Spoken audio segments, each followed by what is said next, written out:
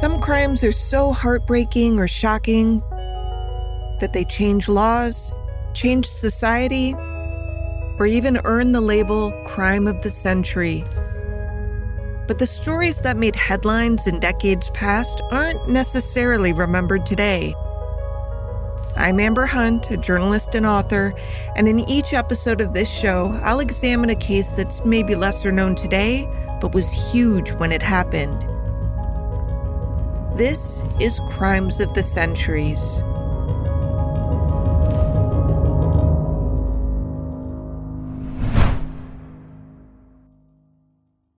This is the second of two episodes covering the murder of Harry Oakes. If you haven't listened to the first part, go check it out and come back here for the final part.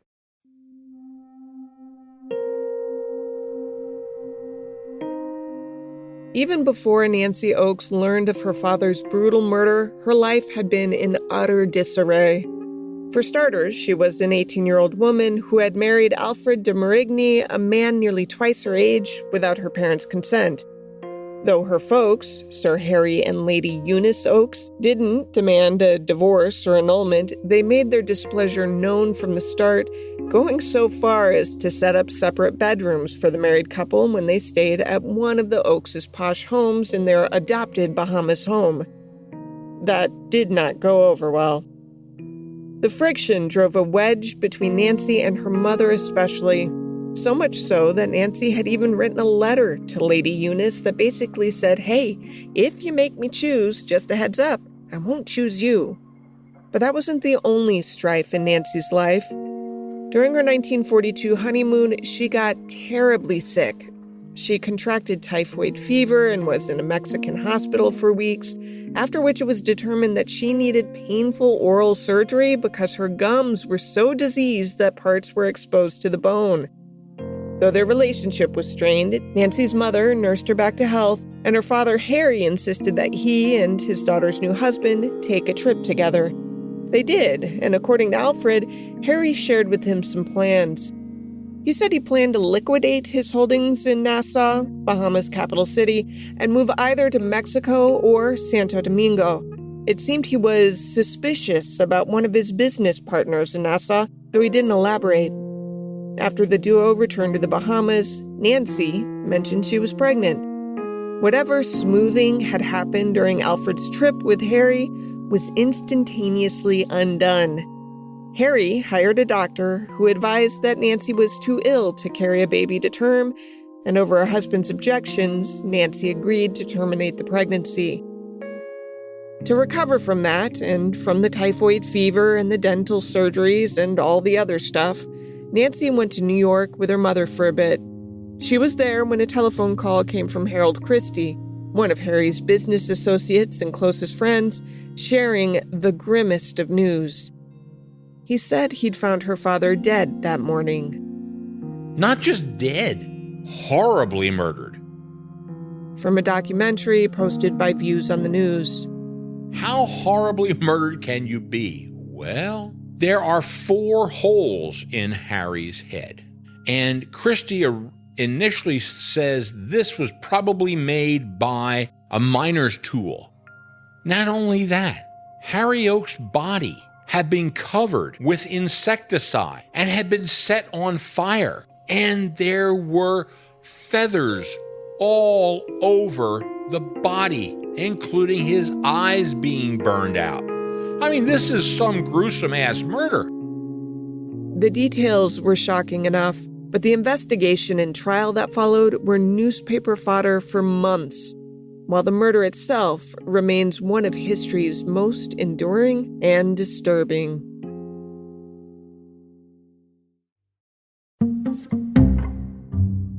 Businessman and Bahama resident Harold Christie said that he and Harry Oakes had had a lovely evening together July 7th, 1943, that began with a small dinner party and ended the same way such evenings often ended, with Christie staying in a guest room at Westbourne, Oakes' palatial home in Nassau.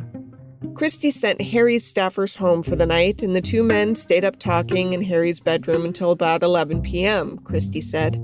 Afterward, he said he had slept well that night, heavily even, outside of waking up twice. once to swat at mosquitoes, and again when his room was rattled by thunder during an overnight storm. Neither event kept him up long, though, and when he awoke for the morning, he had no inkling anything might be amiss. This might sound overly intimate for two men who were just friends, and to be sure, some people in hindsight have speculated that perhaps there was more to the relationship than the men were willing to admit publicly, despite no definitive evidence of an intimate or sexual relationship between the two of them existing. Christie was 47 years old at this point, and he had never been married or had any children, and Christie's designated guest room was connected to Harry's by a Jack and Jill bathroom. The rooms also shared access to a wraparound porch, where the two men would have breakfast together around 7 a.m. whenever Christie stayed the night. That's what Christie said he was expecting to do the morning of July 8th. He woke up and, still barefoot and wearing pajamas, went to the veranda through an exterior door from his bedroom. Harry wasn't there yet, which wasn't unusual. Christie normally woke him up for their shared breakfasts. Christie pushed open an exterior door from the veranda and stepped into Harry's room. This description is from the book A Conspiracy of Crowns. Quote, "Then and only then was he aware of the foulness of the scene. Bloody handprints on the wall, a wisp of smoke, and the body of Harry Oakes, battered and unmoving. He found the body still warm, from life or from the heat, he couldn't know. He lifted Sir Harry's head, he said, and put a pillow under it. Then he took a flask of water and put it to the dead man's lips. He wet a towel and wiped his friend's face. He opened the door to the balcony and called for help, hoping to be heard by Madeline Kelly, who lived next door." End quote. No one responded, so Christie said he ran downstairs and called Mrs. Kelly instead, asking her to come quickly. Next, he called his brother Frank and said Harry was hurt, maybe even dead, and he told Frank to come quickly with a doctor. Now, in some accounts of this tale, people claim Christie did not call the police. And upon seeing this, Harold Christie reports it to the police. No, not the police. He lets the Duke of Windsor know this. And the first thing the Duke of Windsor does is proclaim a total news boycott. We're not going to let any news out of here about this. This isn't quite right, but it's understandable why it's often reported. Christie said that after he called his brother, he called the police commissioner, Colonel R.A. Erskine Lindop, but the colonel wasn't home, so he left a message with his wife. Then he called the Duke of Windsor, who also served as the governor of Bahamas. A quick recap, the Duke had reigned over England as King George VIII, but he abdicated the throne in the 1930s because of love, he said, after which he was more or less exiled to the Bahamas. It's still fair to say that the order of Christie's calls was odd. Why call Mrs. Kelly next door before calling the police? Why did Christie have everyone on speed dial except a doctor to avoid the round-robin wrangling of one through his brother? I have no idea. A generous reading of the situation is that Christie was in shock and not thinking clearly. That would explain his next blunder, which came when the telephone rang. On the line was a reporter who had an interview planned with Harry and was calling beforehand to confirm they were still on. To the reporter, Etienne Dupuche, Christie blurted, "He's dead. He's dead." The confused reporter asked who. "Sir Harry, he has been shot." Yes, he reportedly said shot. We'll put a pin in that and circle back to it. Dupuche replied with shock. "Are you serious?" he asked. "This is a very big news story, Mr. Christie, and I'm a journalist. I propose to cable it around the world. You are certain?" Christie said he was sure, and Dupuche hustled and had the headline out within a few hours. So yeah, the media boycott the Duke of Windsor wanted didn't happen. From an episode of Great Crimes and Trials of the 20th Century. The Duke told Christie to keep the news secret, but it was already too late. Soon it was on front pages all over the world. Now, Christie's forte was real estate. He'd been born poor in 1896 to an old Nassau family with Scottish roots. His dad had trouble holding down jobs, and when Christie grew up, he was determined to leave that instability and poverty behind. In A Conspiracy of Crowns, he's described as rumpled and homely, but with the gift of persuasion. Quote, Harold Christie was a world-class salesman who sold not just real estate, but dreams, end quote. He also sold rum, during Prohibition anyway. He'd buy the stuff from all over, hoard it in Nassau, then sell it to bootleggers in Florida, where it would make its way across the country. After that industry dried up, he set to work as a self-appointed ambassador to Nassau, luring folks with money to move there not just for the gorgeous beaches, but for the minimal taxes. Income taxes weren't a thing there, and when you died, the state only took 2% of your personal estate and none of your real estate. It was Christie who had convinced Harry Oakes to move to Nassau to avoid Canada's comparatively exorbitant tax rates. The thing with Christie, though, is that he was a mover and a shaker, but not much of a moneymaker, or money holder on tour, anyway. He'd relied on Harry for lots of loans and, in fact, had been in the midst of some land deals with Harry that had gone sideways. The two had some pretty mafia-esque insider deals in which Harry would loan Christie money to build, say, an airport, and Christie was supposed to hire workers employed by Harry to do the actual construction. It was a big loop-de-loop system, but Christie decided at some point that their initial plan was too small scale, and he ended up hiring some other workers who so happened to be connected to an actual mafioso. Harry felt double-crossed. Then, on July 6, Harry learned another business arrangement with Christie had fallen through. From the documentary Blood on the Palms by a company called Expedition Free Will. Harry Oakes had sent one of his men to Big Darby Island to confirm a delivery of a flock of sheep from Australia that Christie had assured him had arrived. The island had been used for decades as a very profitable plantation. However, when Oakes' man returned, he told Harry that there was no sheep to be found on the island. That was strike two against Christie, and Oakes wasn't known for being an especially forgiving guy. He had lent Christie a lot of money over the years. In fact, Harry accounted for some 80% of Christie's business dealings, and not only was he starting to grumble to his underlings that Christie had screwed him, he was also disenchanted with the Bahamas as a tax-free paradise to boot. He'd even started sending money to accounts in Mexico and had told close associates that he planned to leave the Bahamas soon. On the morning he discovered Harry's murdered body, however, Christie relayed none of these business woes to Nancy or Lady Eunice Oakes, whom he called soon after he alerted the Duke of Windsor. The Duke immediately involved himself in the investigation, which was counter to norm. Usually, a crime in the Bahamas would be investigated by the local police, but the Duke insisted this crime be handled differently. Harry Oakes was, after all, one of the richest men in the world. On top of that, he owned a lot of property in the Bahamas, and finally, he had some side hustles that the Duke probably didn't want exposed. If you heard part one of this two-parter, you'll remember that the Duke apparently had some Nazi sympathizing leanings. Well, so did his friends. Perhaps one of the most powerful Nazi supporters in the Bahamas was a Swedish businessman by the name of Axel Wennergren, who became one of the richest men in the world by investing in industrial vacuums adapted for domestic use, as well as developing weapons for all nations during the war. He was a close friend of the Duke, as well as Ernst Göring, one of the top leaders of the Nazi SS. Wennergren was a major asset for the Germans. He supplied all kinds of weapons, acting as the frontman for the industrial conglomerate Krupp, used his national influence to keep Sweden neutral during the war, and financed the Nazis through his Bank of the Bahamas, as well as acting as an on-site financier of Nazi archaeological digs and treasure hunts. Wennergren got in trouble when somehow he, his wife, and his yacht just so happened to be in the vicinity of a German submarine that had attacked a UK passenger line called the SS Athenia.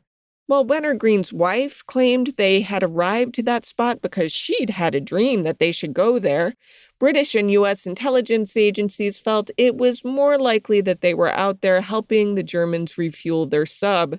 This is a guy who was friends with all of the Bay Street Boys, that group of ultra-wealthy businessmen that included the Duke of Windsor, who basically ran the island.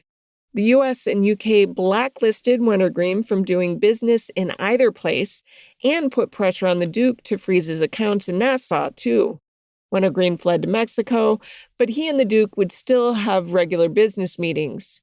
Anyway, Wintergreen was still working behind the scenes, and now being in Mexico, worked with his friend Maximino Camacho, brother of the president of Mexico, to launder Nazi-seized foreign money through a fake investment firm called Banco Continental. Wintergreen made his services available to the Duke and all the Bay Street Boys, where they jumped at the opportunity. Every single one of them was actively committing treason, and if one of them fell, they all would come crashing down. So keep this in mind as you hear about the Duke's involvement in Harry Oakes's murder investigation. Harry was among that powerful group of Bahamian businessmen laundering Nazi money, which included the Duke of Windsor. The first thing the Duke did was try to limit what journalists reported about the death, but that didn't work because Christie had blurted out that Harry had been shot to a reporter. After that, the Duke ordered that police officers from Miami come to the Bahamas immediately, and not because these were Miami's best detectives, mind you. Great crimes and trials of the 20th century again. At 10 to 11, the Duke rang the chief of police in Miami and asked specifically for Captain Edward Melcher, a detective who had acted as his bodyguard during holidays in Florida. The Duke also asked by name for Captain James Barker, who was a fingerprint expert. So these were two allies, if you will. The generous framing of that is that maybe the Duke felt he needed people he could trust investigating this thing. The cynical framing is that he wanted to feel safe that the investigation uncovered exactly what he wanted to uncover. As the two officers traveled to the Bahamas, no one from the local police secured the crime scene. People trampled all through it, picked up and examined items around the body, all that jazz. Once the Miami officers arrived, the only physical evidence they said they pulled from the room were fingerprints on a burned Chinese screen in Harry's room. And by the way, those fingerprints weren't even lifted immediately or handled properly. Captain Barker, the supposed fingerprint expert brought from Miami because of that specific expertise, didn't bring a camera with him and didn't ask the local police to borrow one. He shot no photos documenting which part of the screen he lifted prints from, and he punted on lifting prints immediately because he said the room was too humid for fingerprint dusting to work anyway. Truly, this was not a thorough investigation. The detectives seemed surprisingly uninterested in the footprints which had been found on the stairs. They did not request a search of the grounds and seemed to attach little importance to finding and questioning the two night watchmen who had disappeared. When a post-mortem showed that Sir Harry's stomach contained an amount of black viscous liquid, they did not feel it necessary to get a detailed analysis. Instead, they asked everyone close to Sir Harry Oakes to come to the mansion to be questioned. That's where the detectives met privately with the Duke, chatted with Harold Christie, and quickly set their sights on a suspect. Alfred de Marigny, the victim's son-in-law, who was tall, dark, handsome, and enormously attractive to women. And also controversial. Not only did Alfred have rocky relationships with the Duke and Harry Oakes, but more traditional Bahamas society hated de Marigny for his arrogance. They regarded him as a foreigner, a dangerous womanizer, and a cad. For many on the island, it didn't seem a huge leap for Alfred to also be a killer. On the afternoon Harry Oakes was discovered dead, Alfred de Marigny would be among the many islanders asked to come to Westbourne to answer detectives' questions, but not straight away. Because there was a delay inherent in waiting for the Miami detectives to arrive, Alfred got to work tending his farm. Because of course he ran a chicken farm in the Bahamas. This makes sense, right? His neighbors were a little surprised when he launched that endeavor, but it was successful. He hired workers, mostly local Bahamians, and confounded the other Richies when he toiled alongside those workers as though he didn't consider himself above them, because apparently he didn't. Now, his work on the chicken farm matters. on July 8th, after Harry's body was found, but before Alfred was asked for an interview, Alfred tended his farm because bad weather in recent days had meant there was a backlog of chicken orders. Alfred's farm manager, a Bahama native named George Thompson, was working to catch up, which meant killing chickens to deliver to the people on the island who had ordered them. After the men killed the chickens, they removed their feathers, the bulk of which was handled by a machine, but the machine couldn't quite get the soft down that stuck to the bird. To remove that, the chickens were passed over a flame, which burned away the down. With his head still spinning from word of Harry's death, Alfred worked alongside George to catch back up on the chicken orders. He remembered at some point singeing his arms, which was an occupational hazard when passing chicken corpses over open flames. He also drove twice to the Nassau police station because he needed to register a new truck he had bought for the farm. The guy he needed wasn't there when he arrived, so Alfred left for an hour and then circled back, signed the forms, and headed back to the farm. This errand would later be used to illustrate his guilt. Prosecutors would argue that he appeared twice at the police station because he wanted to keep tabs on the investigation into the crime he committed. Anyway, once the Miami detectives summoned Alfred, their first question was, of course, where were you last night? Alfred said that he and his cousin, Georges de Vidalou, had hosted a little dinner party. He had driven 2 of the guests home at about 1 o'clock. He acknowledged that his route home would have taken him past Westbourne. De Vidalou confirmed this, revealing that he had seen de Marigny again at about 3 o'clock after driving another guest, Betty Roberts, home. See, de Vidalou... He had gone to his friend's room to collect his pet cat, which had gone to sleep with him. The him there is Alfred, and actually, the exchange went something like this. Alfred, George, get your damn cat out of my room. He keeps waking me up. George, oh, sorry about that. Come here, kitty.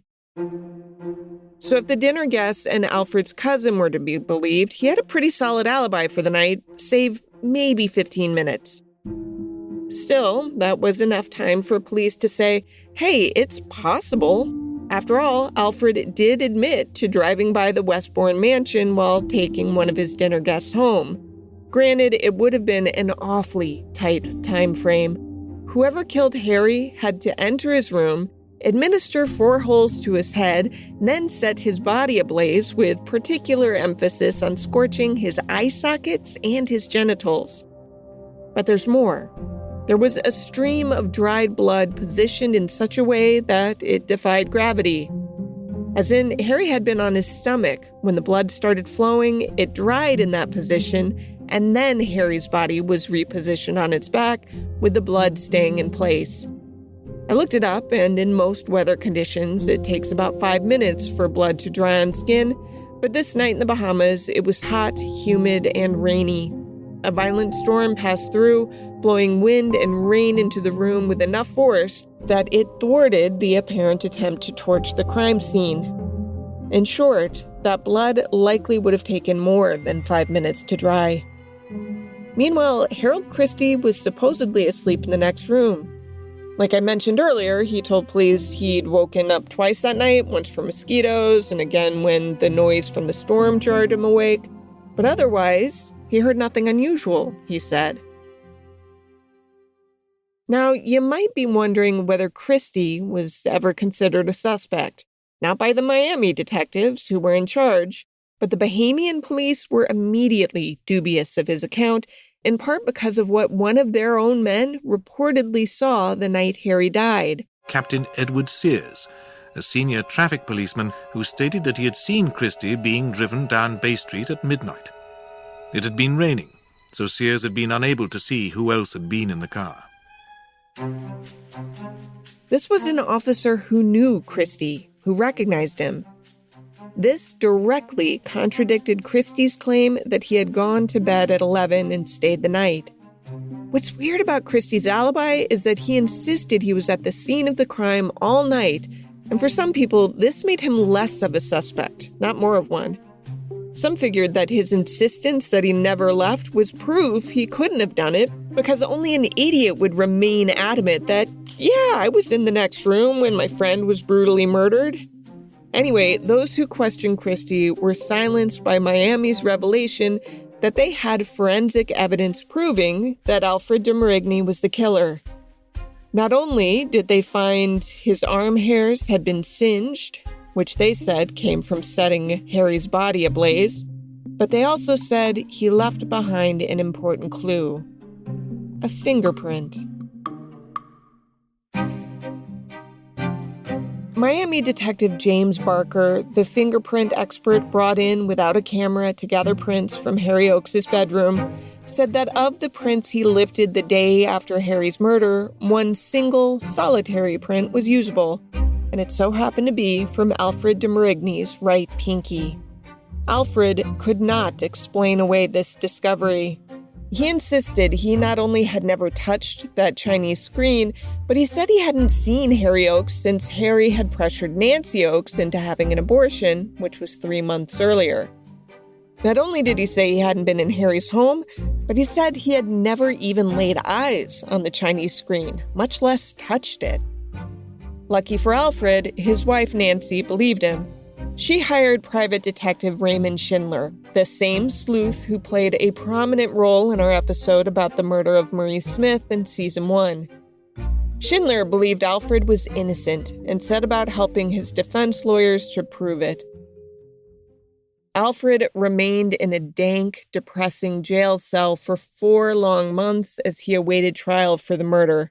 Once it began, it was one of the most sensational stories not just in the Bahamas, but in the world. It had all the elements that people salivate over: murder, money, sex, intrigue. Every day, people lined up to find seats in the courtroom where, by the way, Alfred wasn't seated at a defense table like you'd normally see in American courtrooms. He was literally held in a cage. Eunice, his mother-in-law, testified against him, describing how upset she and her husband had been when Alfred married her daughter, and how Alfred and Harry had butted heads time and time again. But Nancy testified on Alfred's behalf, insisting that he bore no grudges against her parents for protesting their marriage, and had signed away any right to an inheritance she might get once her father died.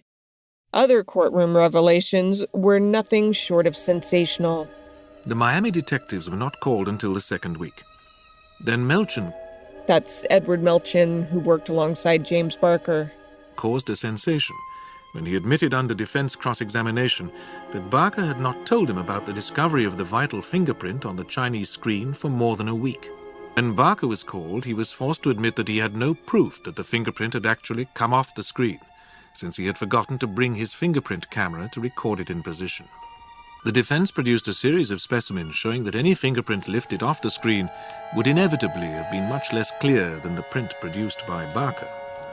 Instead of following standard police procedure of dusting every print and photographing it in position before being witnessed, lifting it off with transparent tape, Barker had succeeded in destroying all but one of them. He could not refute the defense suggestion that this one could easily have come from the glass or cigarette packet that de Marigny had handled while being interrogated. Nor could Barker explain why he had not examined any of the bloodstains, the footprints, or the bloody handprint, and had allowed them to be destroyed without proper records being made. Did you catch all that?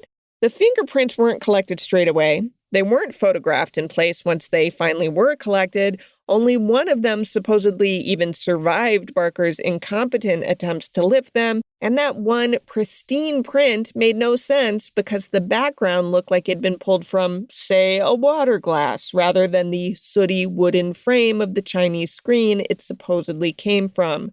In short, the evidence was weak.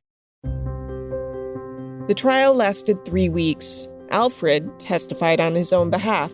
So did a couple of women who had been with him at the dinner party the night of the murder, as did the Bahamian officer Edward Sears, who said he saw Harold Christie driving in a car with other men long after he testified that he had gone to bed that fateful night.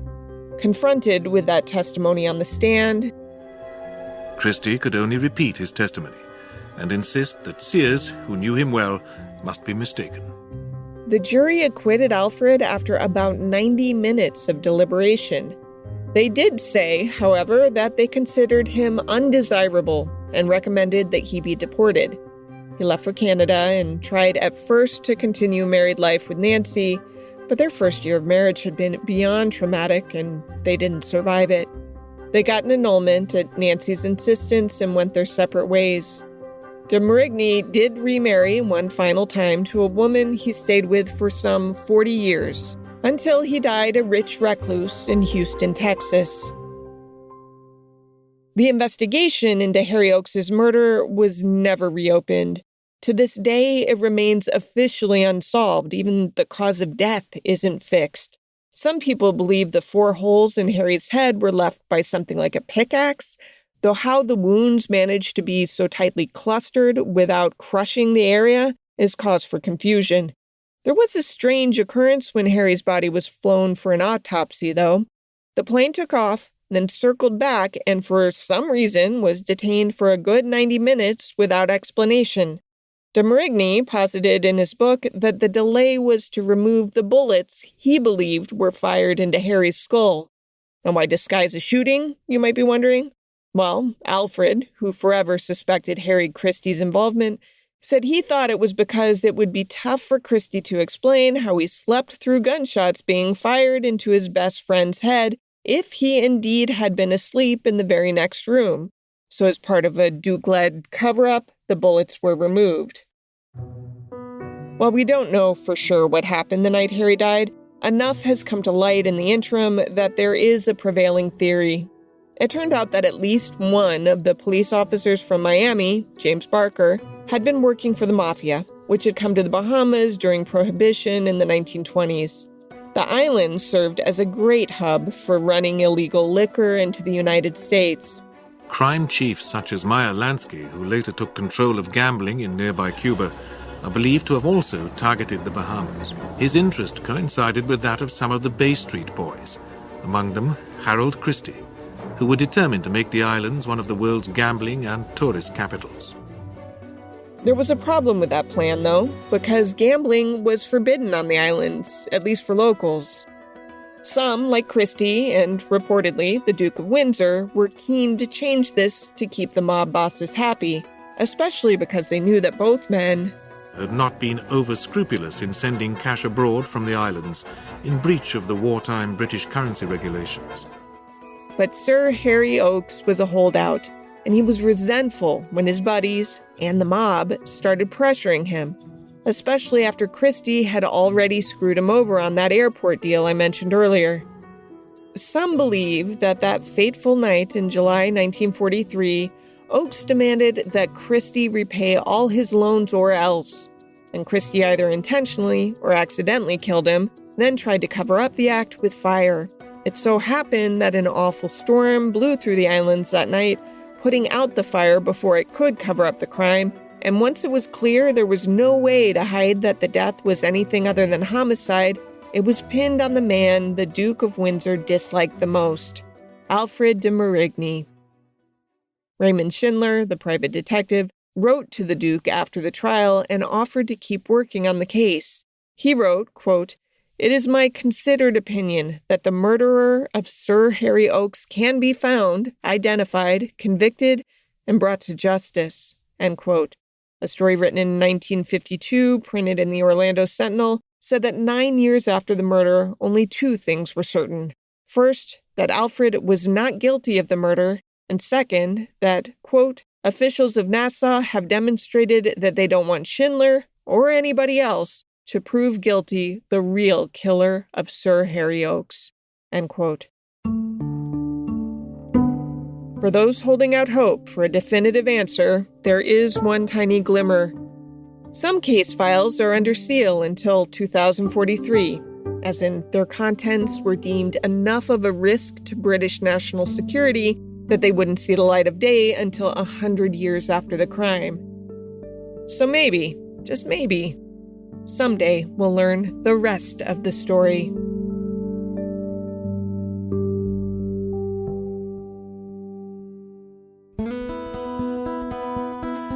To research this story, I read A Conspiracy of Crowns, written by Alfred de Marigny with Mickey Herskowitz. This case was recommended by several Crimes of the Century's listeners, including official Sarah B. 2.0. Thanks for the suggestion. For sourcing, I also listened to talks by author Charlotte Gray, who wrote Murdered Midas, a Millionaire, His Gold Mine, and a Strange Death on an Island Paradise. Tip of the cap as well to Views on News and Great Crimes and Trials of the 20th Century.